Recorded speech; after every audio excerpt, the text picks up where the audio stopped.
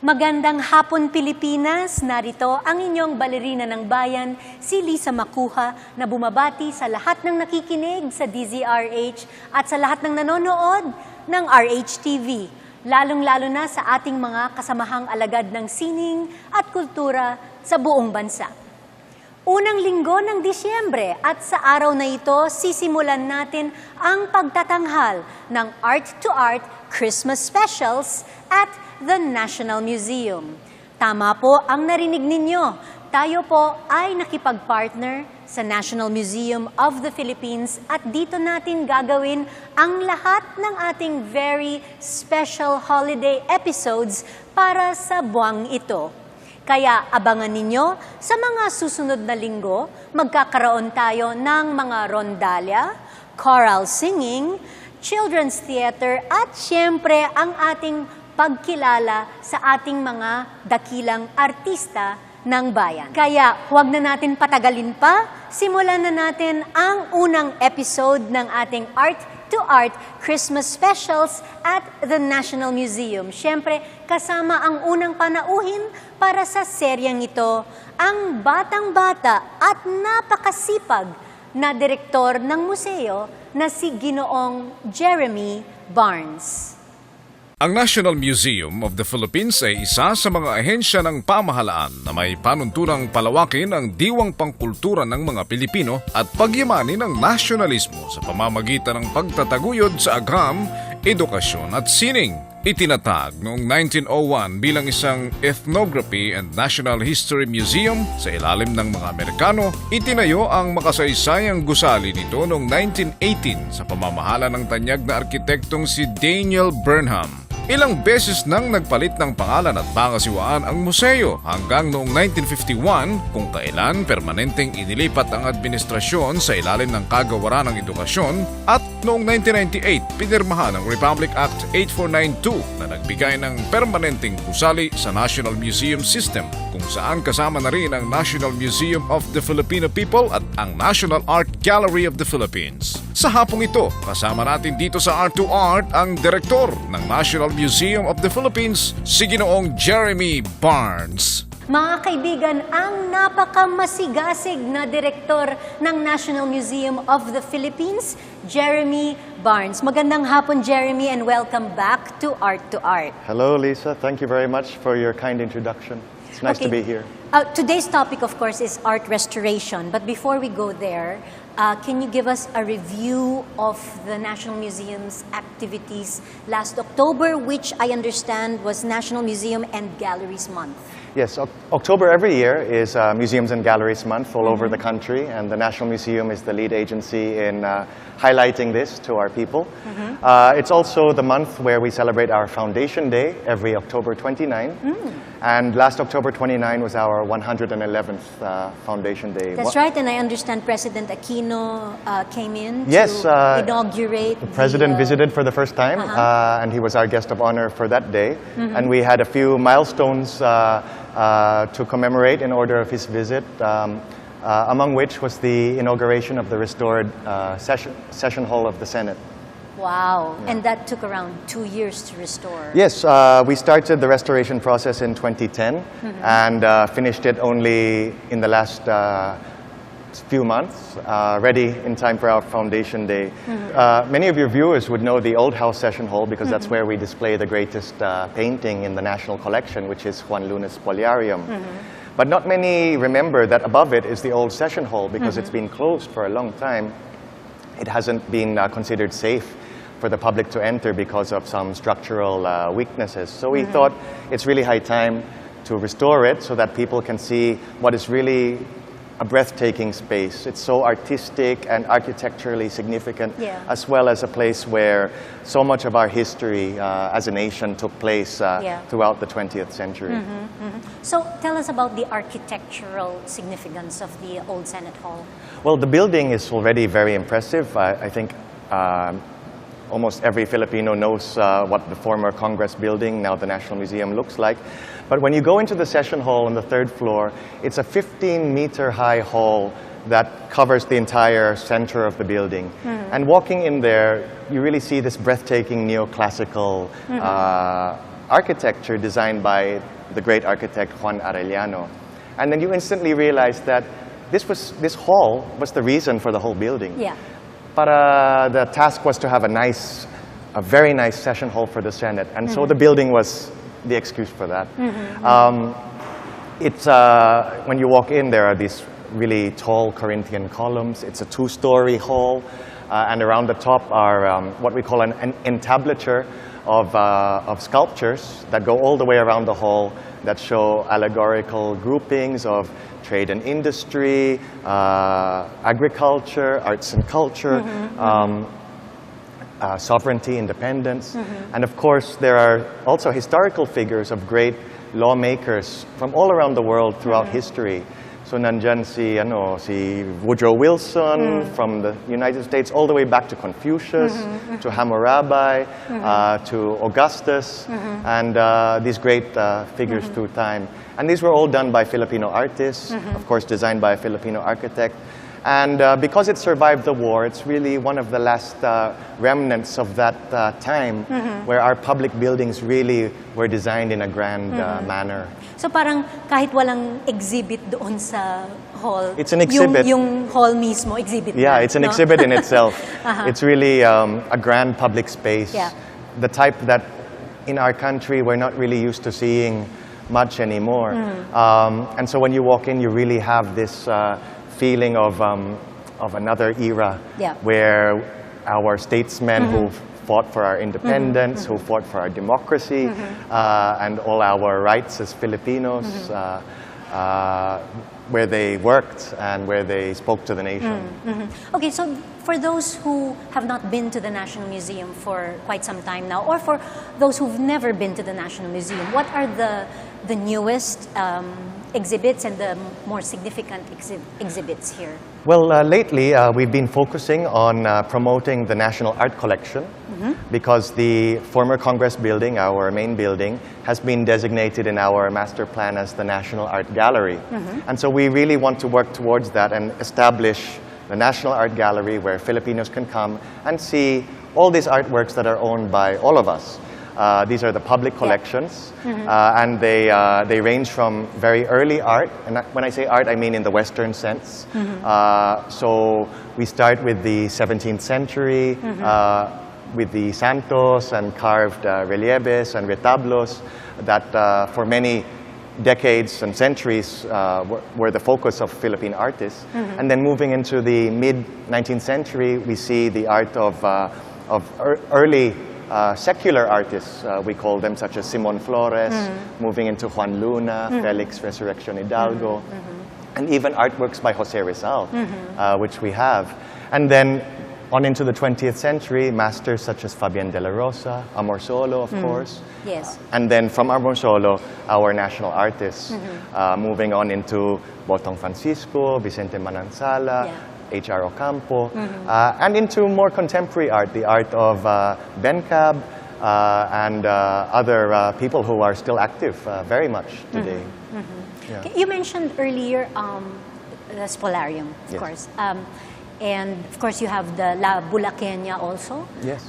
These are collections that need to be kept in optimum condition for the long run. So let's say as far as art restoration is concerned, these paintings, do they have like regular checkups, or what goes into maintaining such masterpieces? Well, for the National Museum, the most serious responsibility we have is to manage the collection. This means securing it, it means maintaining it, and of course facilitating people who want to study it, and then of course promoting it. But first and foremost is really security and maintenance, because when we say national collections, it's something that is our duty to keep, not only so that people can see it now, but like indefinitely into the future. We say that we keep all of these things, the National Museum keeps all of these things in perpetual trust for the Filipino people. So if you see a painting that looks stable and is of course very valuable as a document of our culture, we have to be prepared so that 100 years from now or 200 years from now, way after our time, in the time of our great-grandchildren, that it's still like that. So we have a whole organization within the museum that's dedicated towards maintaining not only the art collection, national cultural treasures such as Spoliarium and Una Bulaqueña, but also archaeology, our plants and animals collection, our fossils, our textiles, everything. And so we have a conservation laboratory. And I think it's really the best one, the best equipped, with the best trained conservators and restorers in the Philippines. And each is assigned to a major work of art. So they're like the doctors, that they're always on call, they routine checkups. And then, of course, if there's procedures that need to be done, then those are scheduled, and we make sure we do it in a preventive way. So we don't wait for something to crack or fall apart or get damaged. We assess routinely, regularly, how the painting is reacting to humidity or just age. And then there are procedures that can be done to make sure that it stays stable and in good condition. So we have a dedicated team just for that. Wow, okay. And of course, that last 15 minutes just flew by. Marami pa po tayong pag-uusapan tungkol sa art restoration kasama ang pinuno ng National Museum of the Philippines na si Director Jeremy Barnes dito pa rin sa Art2art. Magbabalik po kami pagkatapos ng ilang paalala. Programang hatid ay sining at kulturang para sa lahat. Magbabalik ang Art2art. Schedule ng mga inaabangang konsyerto. Update sa mga magagandang panoorin sa mga tanghalan at teatro. Narito na ang Art2art Calendar.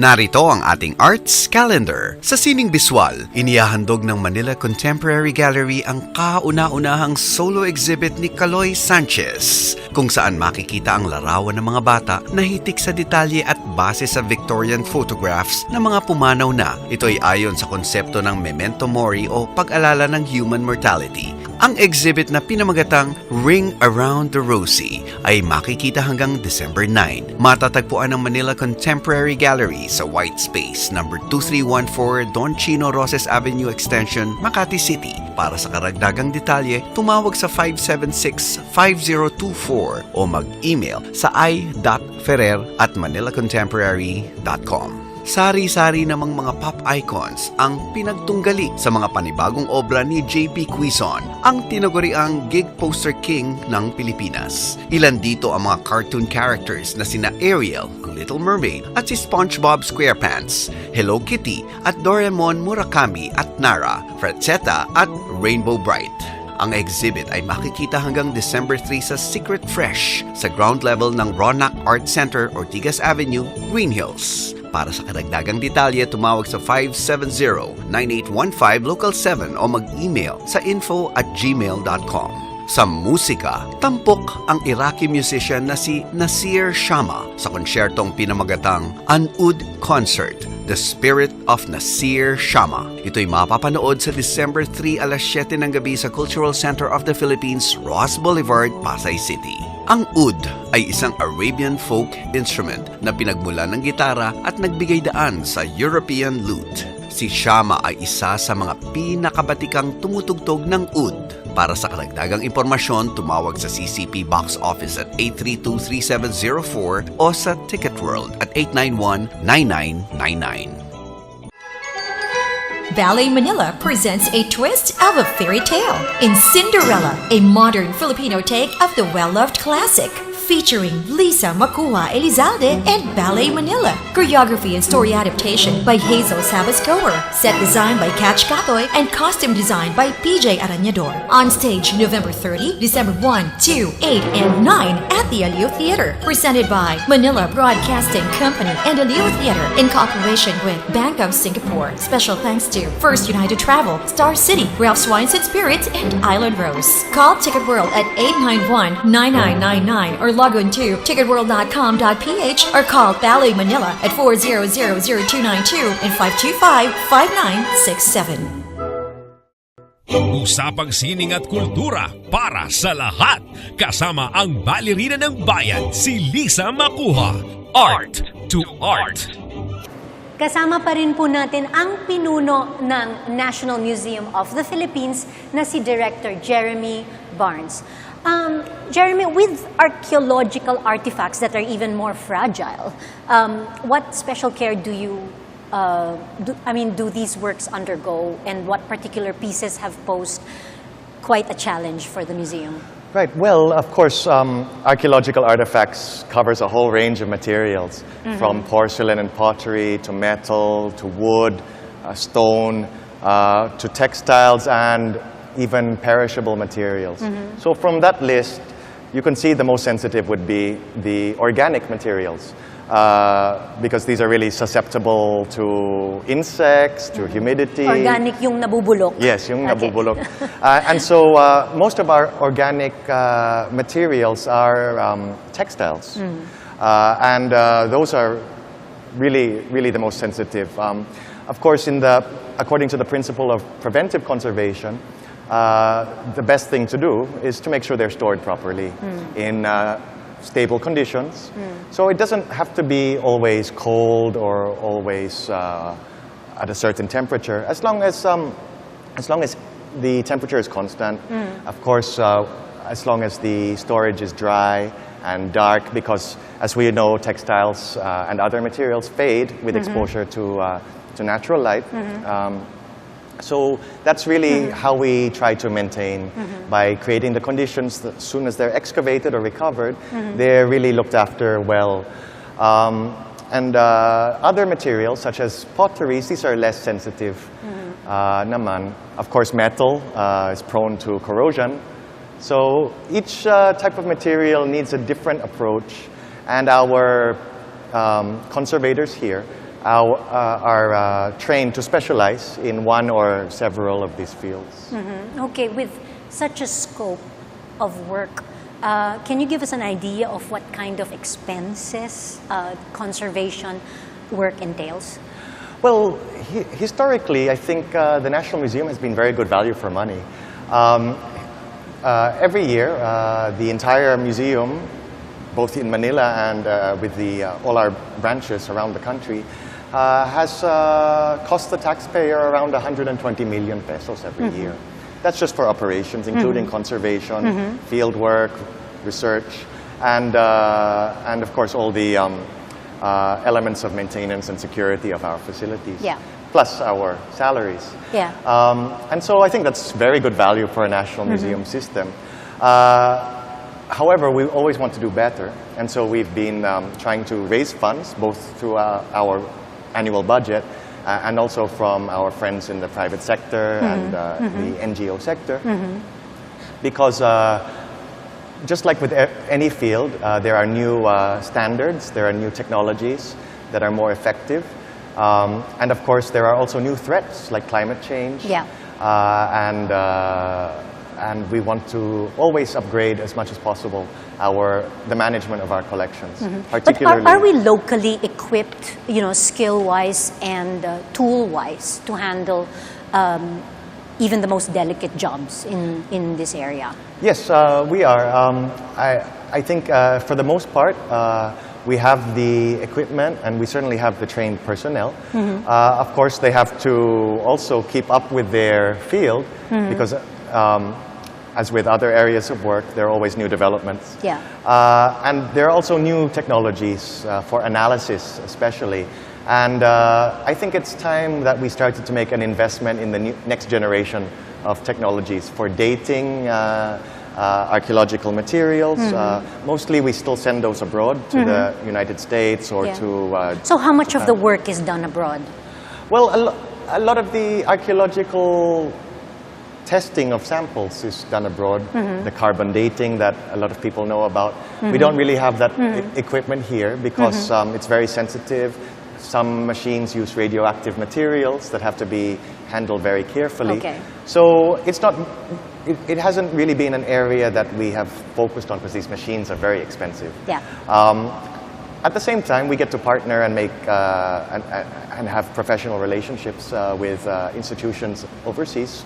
So in terms of academic exchange and scientific exchange, that also serves a major role. But in terms of managing the collection and helping other people in the Philippines manage, like the church, many dioceses we work with to assess the state of our colonial churches, the artworks inside.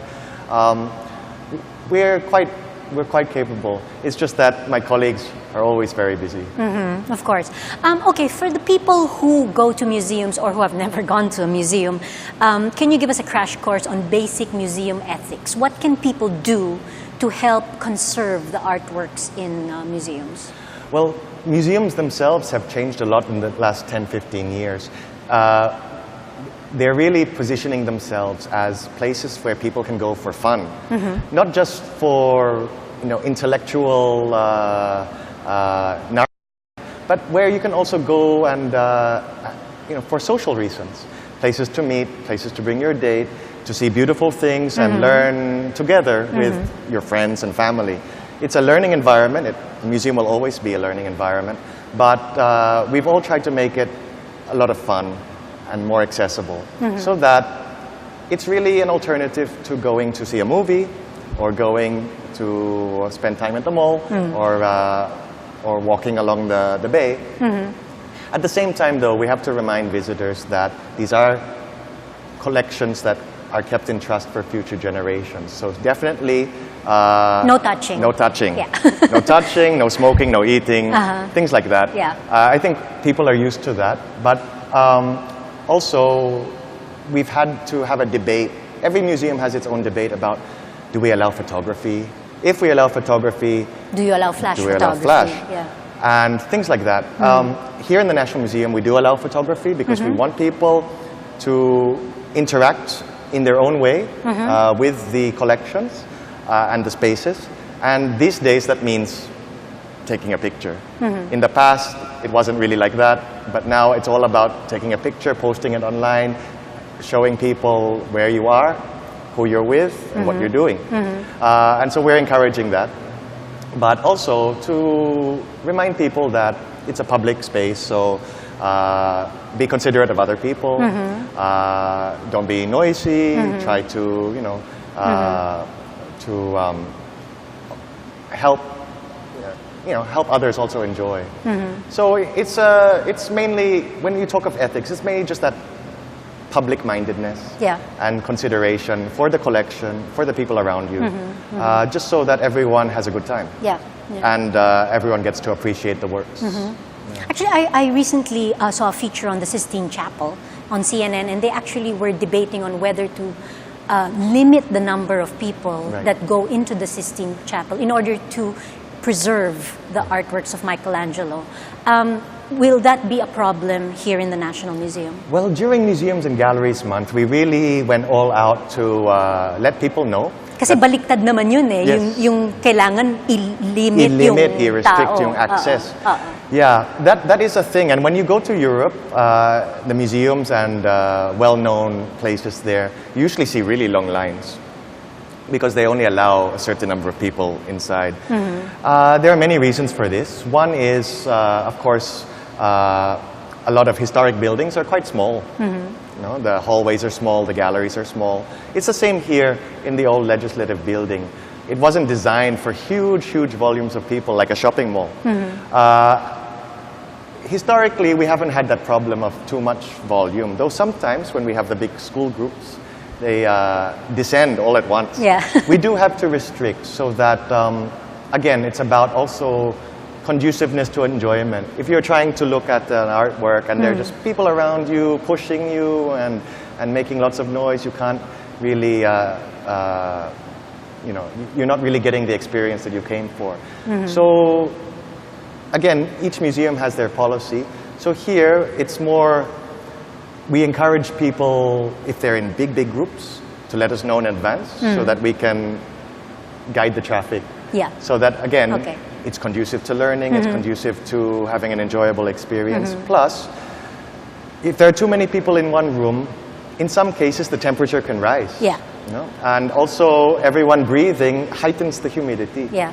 So for sensitive materials that are on display, those are also important reasons Yeah. for limiting the number of people. Of course. Okay, could we focus on the Basi Revolt paintings that are currently in Manila for study and conservation? Can you tell us more about these paintings? Para sa mga nakikinig, ang Basi Revolt paintings ay itinuturing na earliest historical paintings in Southeast Asia. 14 na larawang ipininta ni Esteban Villanueva noong 1821 tungkol sa pag-aalsa ng mga Ilocano noong early 1800s. Okay, what is the story behind this series and why are the panels here at the museum today? Well, as you said, it's a series of 14 paintings, historical scenes depicting an actual historical event, the Basi Revolt of 1807. What makes these really quite special, and they are a national cultural treasure, all 14 together, is that, yes, they are a very early historical depiction. There's no religious theme. It's not church art or sacred art. It's a bit gory, isn't it? It's also a bit gory. And it's really one of the earliest works that are secular in nature and that try to chronicle something that happened, not here in Manila, but in the regions, in this case in Ilocos. Now, the 1807 revolt is very historical for the Ilocanos because after living for some decades under this tax, there was a tax placed on Basi, which as we know is the Ilocano liquor, which is well loved up to now. There was a tax so that people couldn't produce their own. They had to buy from the government. And this caused a lot of discontent among the Ilocanos. And then, by 1807, hindi nila matiis yung regime of which they found oppressive. So the Ilocanos of the north, in those days, Ilocos Norte and Sur were one province. The Ilocanos of northern Ilocos rose up and marched to Vigan, which was the provincial capital. And the governor there, the alcalde mayor, called together the troops and the volunteers from around Vigan, and they marched to meet these insurgentes. Yeah. And on the Bantaway River, which today is in San Ildefonso, Ilocos Sur, they fought a bloody battle. Yeah. And the government forces won, and they brought the prisoners back to Vigan and executed the leaders. And that's all on display in these paintings. And you can really see the costumes that people wore, the uniforms, the architecture and the landscapes. It's really a unique set of paintings. Now they're here because we have an exciting project in Vigan starting next year, which is to enlarge our branch museum there. For this purpose, the provincial government is working with us, and they are making available the old provincial jail, one of the oldest buildings in Vigan, which is a World Heritage Site. And it's right next door to our existing branch museum, which is the ancestral home of Father Burgos. So we're going to combine these two properties into an Ilocos National Museum. Wow. That will really... That is exciting. Yeah. That will really do justice to the culture and heritage of northern Philippines. And the provincial jail, it's quite large, very historic. We'll retrofit so that we can create modern galleries with constant temperature and good security, so that when we return this series of paintings, this national cultural treasure, back to its home, it'll be really in a proper environment that will be preserved for future generations of Ilocanos and all Filipinos. So that's a very exciting development. And while we're constructing the museum, we've taken the opportunity to bring the paintings here, and also at the same time conserve and perform some restoration work on some of them. Okay, fantastic. Okay, briefly, can you give us a rundown of what visitors can see at the National Art Gallery? It recently opened several renovated galleries in the last 2 months, right? Yes. Well, at the National Art Gallery, starting at the beginning of October, we opened all our newly refurbished galleries. This has also been a 2-year project, retrofitting and renovating our galleries so that they look modern, they're well air-conditioned, they're comfortable, and they're really conducive to displaying and appreciating our paintings.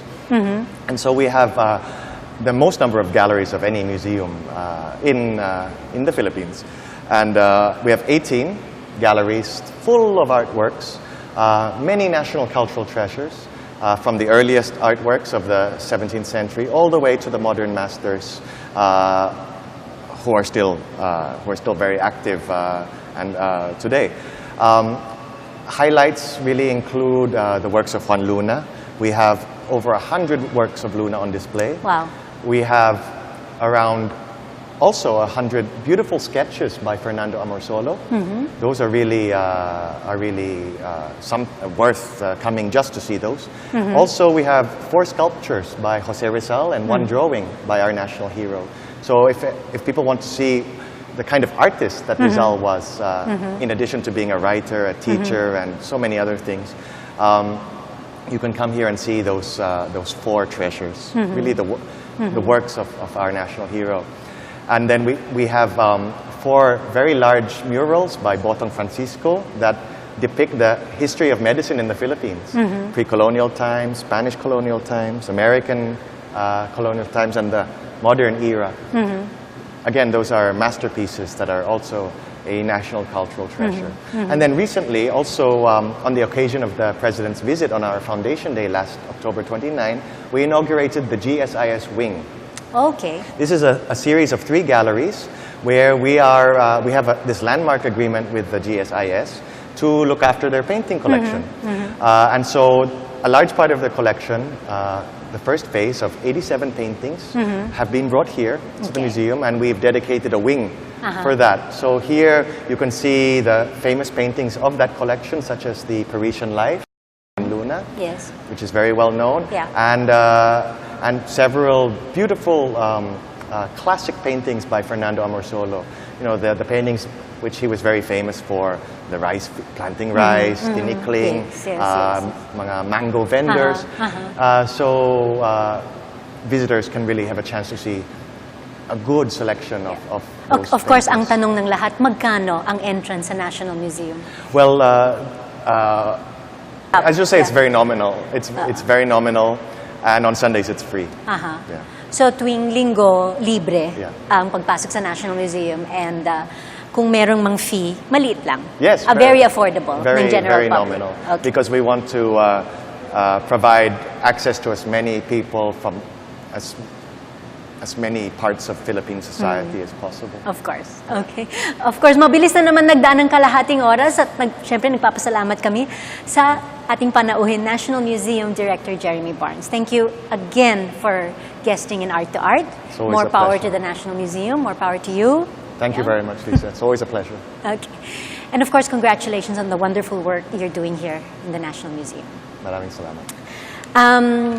Sa susunod na linggo, mga kaibigan, samahan ninyo ulit kami 3:30 ng hapon dito lamang sa Art2art. Ito po si Lisa Macuja, nagpupugay sa artistang Pilipino at sa lahat ng Pilipinong nagmamahal sa bayan.